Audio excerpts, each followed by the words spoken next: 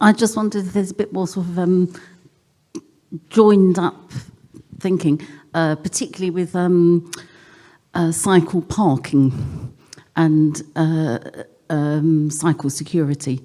And it'd be very nice to see much more cycle parking within the centre where people are going. And you see that much more on the continent, you know, like train stations. So I just wonder what the council are sort of, you know, how much are going to be involved in that. Well, hold that question. Yeah. Cycle parking. Hi, you mentioned cycling by design earlier, and I just wonder how we ensure that that's actually happening in all new schemes. Obviously, the Leith Walk would be the classic example, but there's other new things on the ground. Even CC Well is arguably not totally compliant with it. So how do we get that level of education, I guess, with planners, engineers, all those kind of people to make sure that that's reality in all schemes? Okay, final question, and then Scott has to We'll answer take three these. first, yeah, and then we can get the next lot of three. So we've heard about big ticket items such as the tram and regional bus lanes and so on, but there are other measures to meet your 30% miles reduction target by 2030, and that would be things like low traffic neighbourhoods, which are quick, rapid to implement, and very cheap to implement. So I would ask, what would the councillor do to roll out low traffic neighbourhoods across the city? I believe that they should be rolled out across the city rapidly, starting with the poorest areas in the city. Okay. Okay. So, yep, quick responses to those if you can.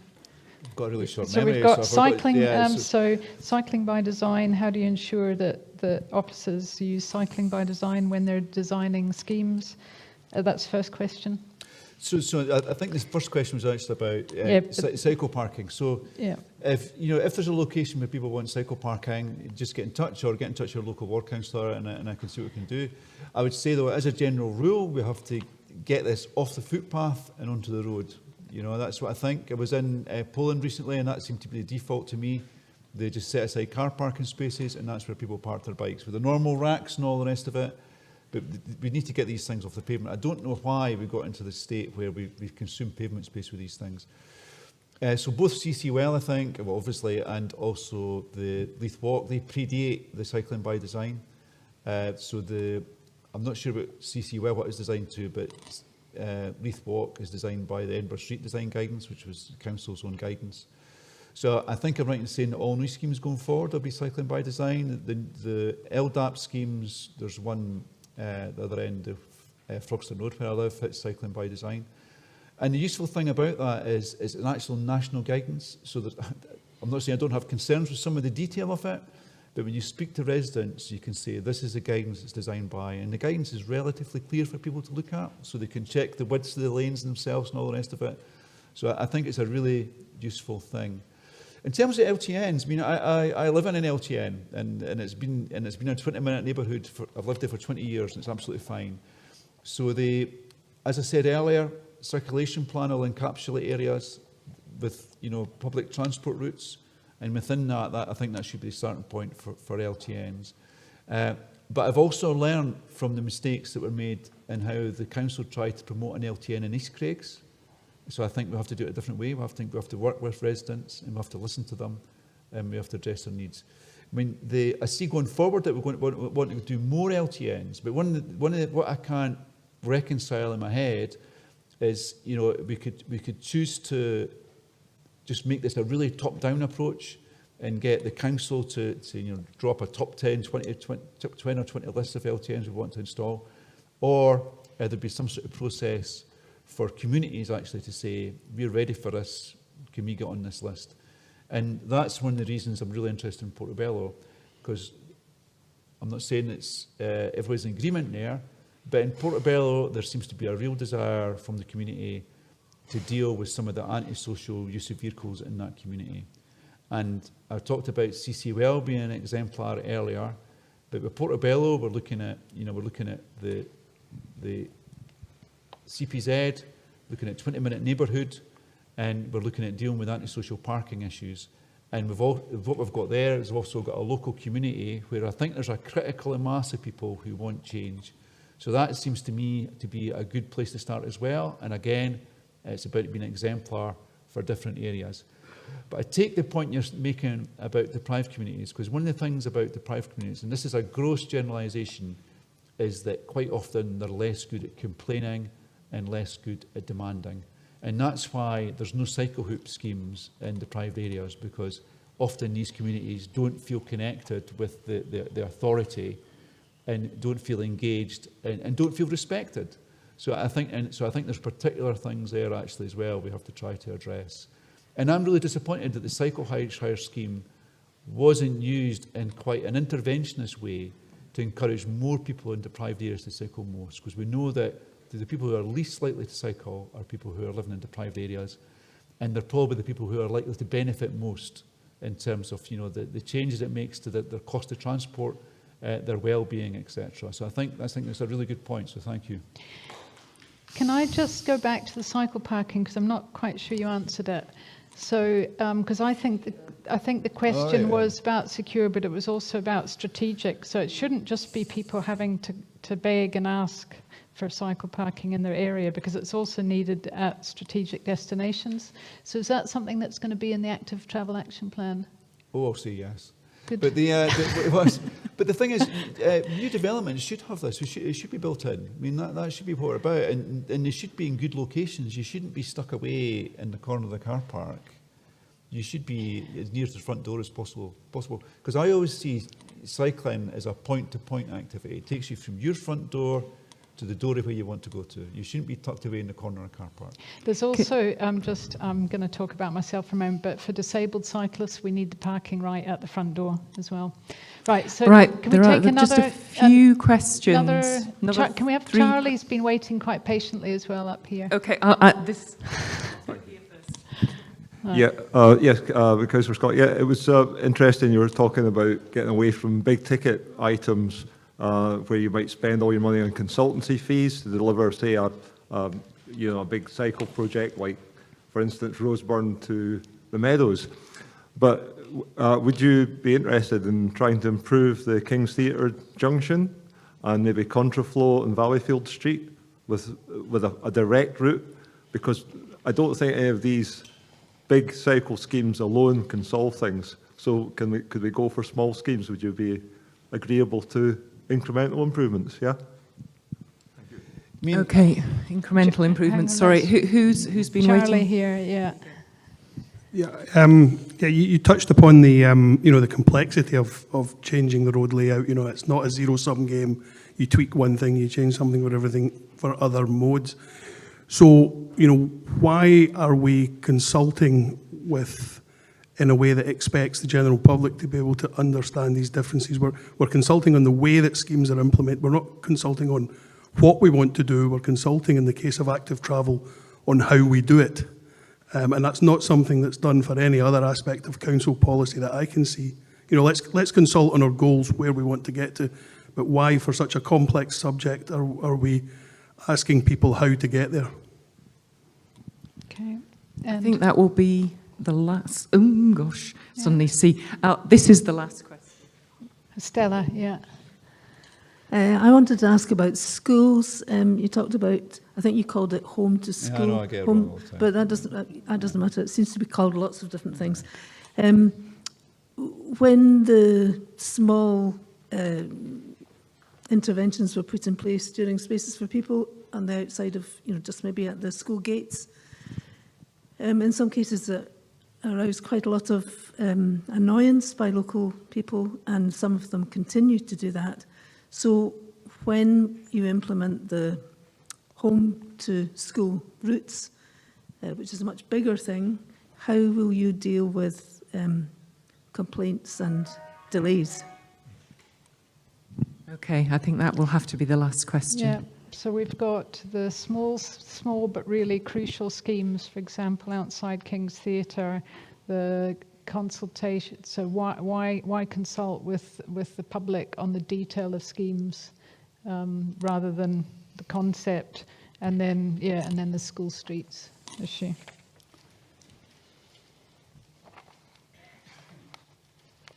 Sorry, what was the first one? Sorry, I was the first one was about it's equally important to do smaller, Oh, yeah. small schemes So that can make yeah. a big difference as well as the big schemes. Yeah. Yeah. Yeah, so ironically, the LDAP schemes which come are schemes which are like which have been used to connect new developments to the existing infrastructure. They're kind of doing that. They're kind of looking at, I mean, like the Captain's Road junction at the west end of Folkestone Road. It's going to reconfigure that. But that's because there's a mechanism to do that around that new development. But you're right, we should be looking at these key junctions in the city. There is a separate project, of course, to look at key junctions, but it's going to only look at 20 or so. So that's a key point. Obviously, I mean, I don't know I go through past the King's Theatre quite a lot on my bike, but I don't know the particular issues there. But things like that, I mean, you should approach your ward councillor.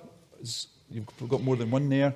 And see if you can progress it, and then I'd be quite happy to talk to them about it. I mean, one of the things I'm trying to do as convener is, if there's issues where ward councillors agree on stuff, let's do it. You know, and that's I'm trying to do that. So absolutely. On the consultation, I don't know if we do get the consultation right or wrong sometimes. You know, but for these schemes, so what we're doing just now at the very early stage, we consult on those broad concepts. We say to people that this is what we're trying to do. These are our broad aims, and here's some rough diagrams that show the plan. And that raises awareness and gets people about how they're going to work, how they're going to work. But then we come back with a second set of consultation. Then it's much more formal, and I think there has to be a bit more detail because of the legal process we have to go through. One of the frustrations, I think, actually is the length of some of the consultations we have to do. So it's not about the consultation itself. So the move to, we're going to have the biggest expansion of the 20-mile-an-hour road network quite soon. The consultation for that's going to take 3 months.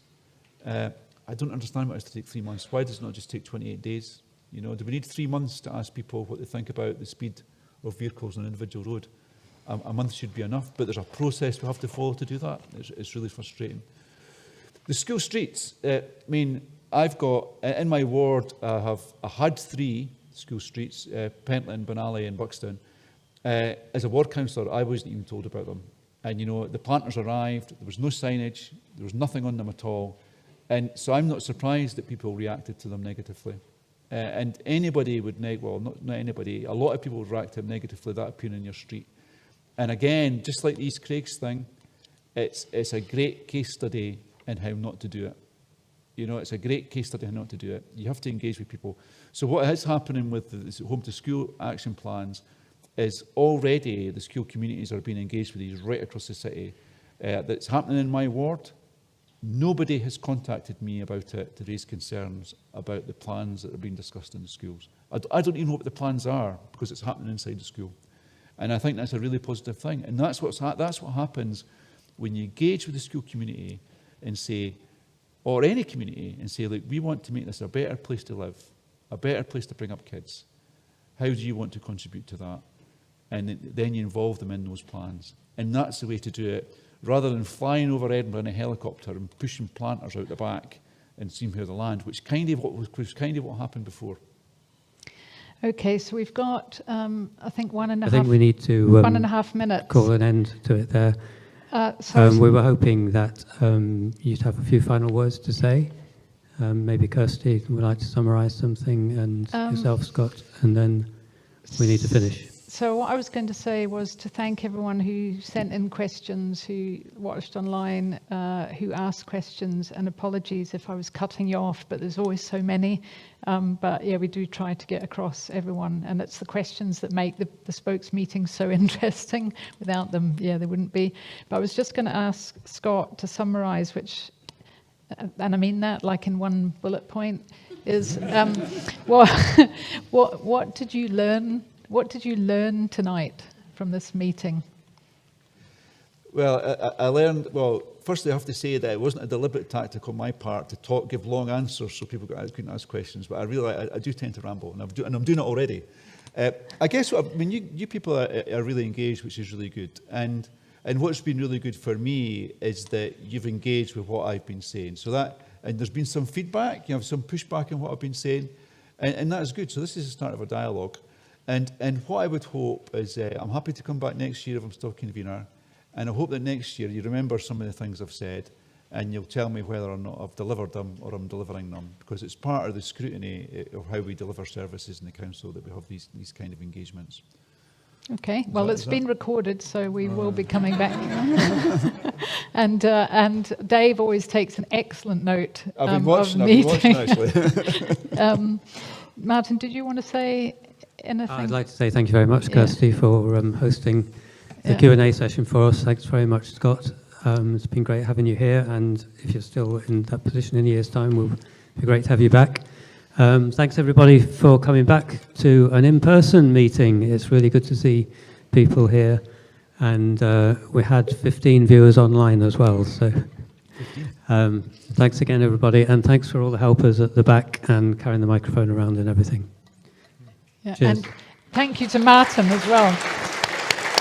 Yeah.